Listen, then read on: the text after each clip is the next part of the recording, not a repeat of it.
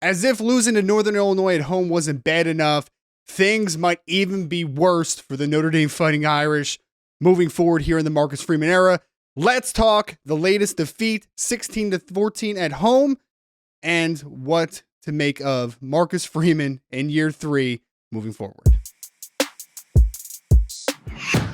Folks, let's get the easy part out of the way here. Notre Dame lost their home opener after defeating Texas A&M on the road in Kyle Field last Saturday night, 23-13, in what was a awesome victory for Notre Dame. You looked at that one and you thought, hey, this could be the year. Maybe this is the time under Marcus Freeman where Notre Dame was finally going to take that massive step forward. Then, with a number 5 ranking in the country, they welcome home a MAC team in Northern Illinois who hasn't been a great team over the last couple years. They welcome into home and they not only play a disastrous game, an awful game, a just downright putrid game, they ended up losing the football game on a field goal within 30-something seconds left that gave Northern Illinois a 16-14 lead. Notre Dame had a slight chance in the end with a 62-yard field goal attempt from former South Carolina transfer Mitch Jeter that was deflected and wide to the left.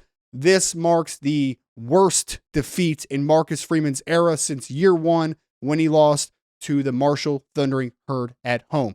In a vacuum, before we talk into the bigger picture and what I'm most concerned about for Notre Dame, horrible defeats. You, as the University of Notre Dame, one of the blue bloods of college football, one of the best and biggest brands in all of college sports, not even just football, you cannot lose to an inferior opponent, a MAC team, in year 3 under Marcus Freeman. You can't do it. But in the end, the talent should have prevailed. Notre Dame is the more talented football team on offense. They're the more talented football team on defense. They're the more talented team on special teams. They have the better coaching staff. Despite that, Notre Dame laid a massive goose egg. Now, let me tell you, though, that's not the only concern that I have on the table. We can wipe out one game, and most people will in a few days. They're going to be like, oh, recharge, beat Purdue, go on a winning streak, and then we'll see what happens at the end of the year. With 12-team playoff, a lot can happen.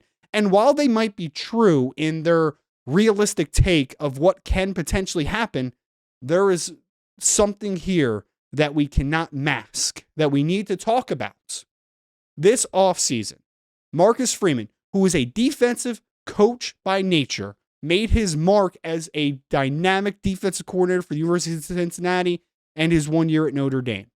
No one will dispute his prowess in that regard. Marcus Freeman is a beacon of hope, potentially, for the Notre Dame Fighting Irish. Not only is he a great family man, not only is he a great father, not only is he a very attractive speaker, public speaker, not only do people really and truly like him as a person, he also has that youth, that exuberance. He can relate to his players. There is a lot that he brings to the table that gets you super excited. He's a great football man. He's a great man in general. He's played the part. He's been a big-time linebacker at the University of Ohio State University. He's also been in the NFL, although for a brief amount of time, and he's been a very successful coach from a coordinating perspective.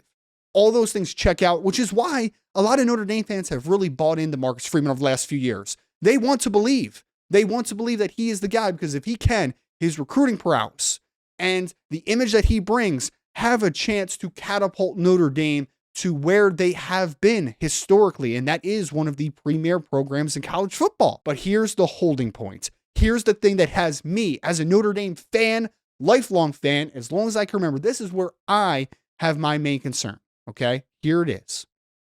Marcus Freeman, as a defensive coach, he values the cliches that you always hear. Want to play great defense, want to be an offensive line-driven team, want to run the football. Sounds great in theory, okay? Sounds great in theory.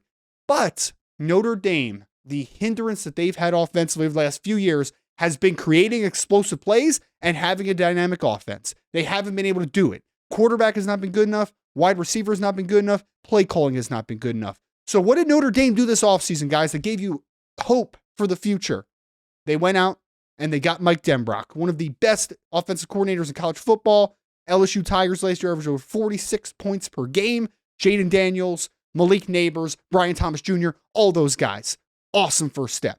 You also went into the transfer portal, and you got one of the best wide receiver hauls, in theory, in the country. You got Chris Mitchell had over 1,100 yards last year for FIU. You got from Clemson, Bo Collins, that had a very good game against Notre Dame in 2023. You got Jaden Harrison. And also, you brought in a really dynamic wide receiver class of freshmen with guys like Cam Williams and Micah Gilbert, Jeremiah Love as a sophomore at the running back position. You have athletes.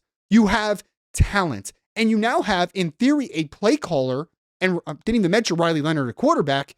You have a dynamic play caller that should get the most out of this offensive skill talent. But yet, the same things are there. The inconsistencies creating explosive plays, the inconsistencies at the quarterback position, the inconsistencies as a vertical passing game. Notre Dame cannot win consistently with this formula in today's game.